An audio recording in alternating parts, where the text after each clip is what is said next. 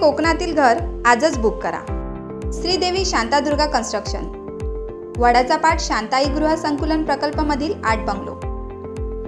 Town planning section plan, 5 गुंठे आणि 2.5 गुंठे बिनशेती प्लॉट, 1250 स्क्वेअर फूटचा बंगला, कंपाऊंड वॉल व लोखंडी गेट, स्वतंत्र लाईट मीटर कनेक्शन, बँकेकडून कर्जाची सोय, 24 तास पाण्याची सोय, शेती प्लॉट उपलब्ध. सिव्हिल इंजिनियर निलेश खाडी. संपर्क श्रीकृष्ण पाटकर 9403 36 46 59 किंवा 9405 40 48 97. आमचा पत्ता वडाचा पाट मस्ते, शांतादुर्गा मंदिरानजीक, तालुका मालवण, जिल्हा सिंधुदुर्ग. तुमचे कोकणातील घर आजच बुक करा. नमस्कार. मानवता अहिंसा या संकल्पनेमध्ये मतमांतरे असू शकतात, परंतु शाश्वत जीवन पद्धती या ठोस मानवी संकल्पनेबाबत दुमदुमत असत नाहीत. खेड्यांकडे चला या विचारांचा नेमका अर्थ लावायचा कालानुरूप प्रयत्न केला जातात. आजच्या काळात सामान्य माणसाने तो अर्थ नेमका कसा लावायचा याचा एक प्रयत्न म्हणजे आजची आपल्या पाहुण्यांशी हा साधलेला संवाद. श्री मोहम्मद शेख सेमंतक काळसे यांच्याशी आपण साधणार आहोत संवाद. नमस्कार सर, आपली सिंधुनगरी चॅनलच्या खेडवळांचे भाग्य या कार्यक्रमात आपले मनापासून स्वागत आहे. आपला गांधी विचारसरणीकडे एक ओढा जो असतो तो तुमचा बालपणापासून होता की किशोरवयात वाढला? बेसिकली गांधी विचारसरणी ही सुरुवातीपासून तर काही माहितीच नव्हती. एज्युकेशन सिस्टीममध्ये आपल्याला त्या पद्धतीने कधी शिकवलं जात नाही. पण जेव्हा हे गोष्टी जेव्हा किशोरवयीनमध्ये जेव्हा आम्ही आलो आणि त्यानंतर जेव्हा रिअल गांधी वाचायला सुरुवात झाली, त्यावेळेला ह्या गोष्टींची खूप म्हणजे रिअल गांधी समजायला लागले. त्याच्यासाठी पहिलं पुस्तक जे वाचलं होतं ते माझे सत्याचे प्रयोग गांधीजींचे. आणि ते पुस्तक वाचल्यानंतर एक मनाला जाणवलं की ही नक्की विचारधारा काय आहे आणि ती काय पूर्णपणे अजून कोणीच जगत नाही आहे, मी पण नाही किंवा अजून कोणी नसेल, पण त्याच्यामध्ये ती जगण्याचा एक प्रयत्न किंवा ते जे विचार आहेत ते जगण्याचा प्रयत्न आज चालू आहे. त्या दिशेने आज एक पाऊल पुढे चाललं आहे. अहिंसा, मानवता यासोबत शाश्वत आणि निसर्गाच्या कलेने जगात येणारी जीवन पद्धती तुम्ही नेमकी कशी अभ्यासली? ॲक्च्युली हे जे आहे अहिंसा हा गांधीजींचा खूप मोठा संदेश होता. त्याच्यानंतर अहिंसापेक्षा ही खूप मोठा संदेश होता की आपण स्वावलंबी आणि शाश्वत जीवन आपल्याला जगता आलं पाहिजे. आणि खेड्यांमध्ये ही गोष्ट खूप चांगली पॉसिबल आहे, जे शहरांपेक्षा तरी. कारण की ती जी खेड्यांमध्ये जेव्हा आपण किंवा गावांमध्ये जेव्हा आपण असतो त्या गावांमध्ये आपल्याला ही जीवनपद्धती खूप सोप्या रीतीने आपल्याला जगता येते. आणि त्यासाठी तुम्हाला खूप मोठे काही कष्ट करायची गरज नसते. तेवढी नैसर्गिक संपत्ती आपल्याला गावामध्ये लाभलेली आहे. आणि आपण कोकणात आज ज्या आपण आहोत, सिंधुदुर्गामध्ये जिथे आहोत, तर त्या ठिकाणी ह्या निसर्गाने तर भरभरून आपल्याला दिलं आहे. आणि हे जगत असताना आपल्याला जो बाकीच्या गोष्टी आहेत ज्या आपल्याला बाहेरून घ्याव्या लागतात किंवा बाहेरून आपल्याला आणाव्या लागतात, त्या गोष्टी न आणता आपण एक शाश्वत जीवन खूप चांगल्या पद्धतीने ह्या ठिकाणी जगू शकतो. तर बेसिकली जेव्हा गांधीजींची जी एक पूर्ण कार्यकाळ बघितला तर त्याच्यामध्ये आपण बघतो की गांधीजींमुळे आपल्याला स्वातंत्र्य प्राप्त झालं. त्यापेक्षा एक मी म्हणेन की गांधीजींमुळे आपल्याला एक नवीन दृष्टिकोन मिळाला. आपल्याकडे पूर्वी जेव्हा आपण बघतो की आपल्याकडे फक्त एक कंपनी आपल्यावर राज्य करत होती, ईस्ट इंडिया कंपनी, आणि त्याचे आपण आज गुलाम होतो. पण आज काय आहे की आपण खरं स्वातंत्र्य झालं आहेत का ह्याच्याकडे आपल्याला प्रत्येकाने आज विचार केला पाहिजे. आपल्या केसांपासून ते आपल्या नखांपर्यंत जर आज आपण बघितलं तर आपण हजारो कंपनीचे आज गुलाम आहोत. तर ते खरं आपलं शाश्वत आहे का? मग ते आपण शहरामध्ये असो किंवा गावांमध्ये पण असो. तर त्यासाठी आपल्याला प्रत्येकजण जोपर्यंत शाश्वत होत नाही तोपर्यंत ही पूर्ण भारत किंवा पूर्ण जग किंवा कुठलीही गोष्ट ही शाश्वत होणार नाही.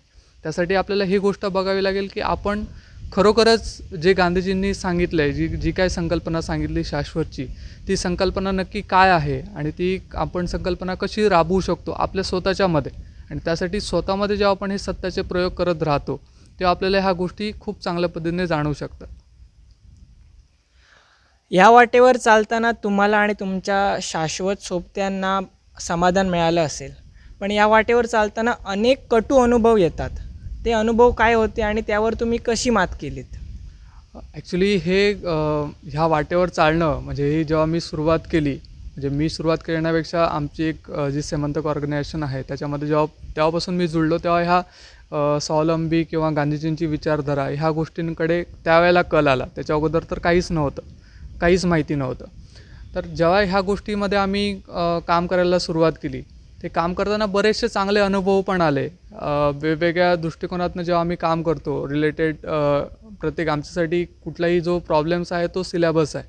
तर ह्या प्रत्येक प्रॉब्लेम्सला जेव्हा आपण एक अभ्यास दृष्टिकोनातनं बघतो, त्या अभ्यास दृष्टिकोनातनं बघताना बरेचसे विषय जेव्हा समोर येतात त्याच्यामध्ये प्रत्येक गोष्ट कुठेतरी ह्या विचारधारेमध्ये येऊन राहते की जी गांधीजींनी विचारधारा सांगितली होती की आपलं शाश्वत जीवन आपण कसं जगू शकतो. आणि हे अनुभव बरेच वेळाला आले. काही जागेवर फॉर्जरी झाली, ह्या जागेवर फॉर्जरी झाल्यानंतर हा सत्याग्रहाचा मार्ग, पण सत्याग्रह हा फक्त त्यावेळेचा जसा गांधीजींनी त्यावेळेला केला तर हा फक्त सत्याग्रह नव्हता. तर सत्याग्रह म्हणण्यापेक्षा त्या लोकांना आपण कसं चार्ज करतोय त्या मुवमेंटप्रती किंवा त्या एखाद्या इन्सिडेंटप्रती, तर तो एक आपल्याला त्याच्यातनं भाग बघावा लागतो. आणि हे सत्याग्रह वेगवेगळ्या पद्धतीने असू शकतात, पण एवढी काळ निघून गेल्यानंतर पण सत्याग्रहाची ताकद काय असते ही आम्हाला हे लँड फ्रॉर्जरी झाली असेल किंवा शासनासोबत काम करताना असेल, हे बरेचसे अनुभव आले. पण जेव्हा तुम्ही एक सत्याच्या मार्गावर चालता तेव्हा तुम्हाला कुठलीही शक्ती जी आहे ती तुम्हाला अडू शकत नाही. कारण की तुम्ही सत्य हे कधी 99.9% पण नसतं. सत्य हे नेहमी 100%च असतं. सत्य हे सत्यच असतं. सत्यामध्ये थोडा 1% मागे पुढे नसतं. त्यामुळे जेव्हा तुम्ही काम करता, जेव्हा आम्ही ह्या गोष्टी करत होतो तेव्हा गोष्टी करताना आम्हाला हे भरपूर जाणवलं की तुम्ही किती सत्य तुम्ही किती आहात, तुम्ही सत्य किती आहात. त्याच्यामध्ये तुमचा स्वार्थ त्या ठिकाणी आडवा येतो आहे का, तुम्ही त्याच्यामध्ये पैशासाठी तुम्ही काही गोष्टी करताय का, किंवा तुम्ही नुसत्या काही प्रसिद्धीसाठी काही गोष्टी करतायत का. तसं जर नसेल तर तुम्हाला यश हे मिळणारच आहे. त्यासाठी तुम्हाला वेगळं काही करण्याची गरज नाही. तर हे असे बरेचसे विषय आहेत जे आपण ह्याच्यामध्ये करू शकतो. आणि वेगवेगळे अनुभव म्हणण्यापेक्षा ह्याच्यामध्ये खूप चांगले अनुभव आले, कटू अनुभव खूप कमी आले ह्या गोष्टीमध्ये करताना. पण जेव्हा ही जीवनशैली जेव्हा अवलंबली आणि ह्याच्यावर जेव्हा काम करायला झालं की तर खूपच चांगले अनुभव आले. त्याला रिझल्ट भले खूप उशिरा येतात ह्या गोष्टींचे, पण नक्कीच ते एक ना एक दिवस त्या गोष्टी खरोखरच चांगल्याच होतात. तंत्रज्ञ आणि विकासाची गती यांना शाश्वत जीवनशैली कसे जोडू शकते? तंत्रज्ञान आणि विकास हा दोन गोष्टी म्हणजे काय म्हणू शकतो आपण त्याला, आजच्या काळाची गरज आहे. पण आता विकास हा परत कसा, विकासाची नक्की परिभाषा काय आणि तंत्रज्ञान हे किती आणि कसं वापरावं हा खूप महत्त्वाचा मुद्दा आहे. आता आपण जे आज करतो आहे किंवा गांधीजींनी जी मेन गोष्ट सांगितली की खेड्यांकडे चला, किंवा त्यांचा एक मेन होतं कुटीरोद्योग. प्रत्येक घरामध्ये एक कुटीरोद्योग झाले पाहिजेत. आणि हे कुटीरोद्योग जेव्हा होतील तेव्हा त्या घरांमध्ये जेव्हा प्रत्येक घर एक कुटीरोद्योग जेव्हा असेल त्या घरामध्ये तेव्हा खेड्यांमध्ये ते एक पूर्ण खेडं जे आहे ते एक शाश्वत जीवन पद्धती जगू शकेल. आणि त्यासाठी तंत्रज्ञान पण जर वापरायचं झालं तर तंत्रज्ञान कसं वापरता येईल आणि किती वापरता येईल. आणि ते तंत्रज्ञान असं पाहिजे की ते सिम्पल पाहिजे, जे कोणीही बनवू शकेल, कोणालाही ते वापरता येऊ शकेल. आणि त्यासाठी हे कुटीरोद्योग खूप महत्त्वाचे ठरतात. आणि त्यासाठी आज आपल्याकडे तंत्रज्ञानाची काय प्रॉब्लेम आहे की मोठमोठ्या इंडस्ट्रीजसाठी तंत्रज्ञान अवेलेबल आहे, मोठमोठ्या ज्या कंपनी आहेत त्यांच्यासाठी तंत्रज्ञान अवेलेबल आहेत. पण एका घरामध्ये जर मला उद्योग करायचा असेल तर त्यासाठी आज तंत्रज्ञान उपलब्ध नाही. आणि मग ते तंत्रज्ञान तुम्ही शाश्वत पद्धतीने वापरता जर येणार नसेल तर त्या तंत्रज्ञानाचा काहीच उपयोग नाही. दुसरी आहे विकास. हा विकास हा परत कसा, कोणाकडे जर खूप पैसा आला म्हणजे तो श्रीमंत असतो का, किंवा ज्याच्याकडे खूप संपत्ती आहे, त्याच्याकडे खूप बंगले आहेत, किंवा त्याच्याकडे खूप चांगल्या गाड्या आहेत, इट मीन्स त्याचा विकास झाला का. किंवा तुमच्या गावामध्ये जर खूप चांगले जास्त हॉस्पिटल असणं किंवा खूप चांगले फक्त रस्ते असणं हाच फक्त विकास आहे का, की विकासाची परिभाषा तुम्ही कशी तोलता. तर ह्यासाठी खूप महत्त्वाचा मुद्दा येतो की तुम्ही किती शाश्वत जीवन जगता. ते गाव किती हॅपीनेस जो आहे, आज आपल्याकडे GDP जो चालतो तो GDPपेक्षा तुमचा हॅपीनेस इंडेक्स किती आहे, ते गाव किती आनंदी आहे, किंवा ते कुटुंब किंवा ती व्यक्ती किती आनंदी आहे, ह्या गोष्टीकडे कधीच आपण विचार करत नाही.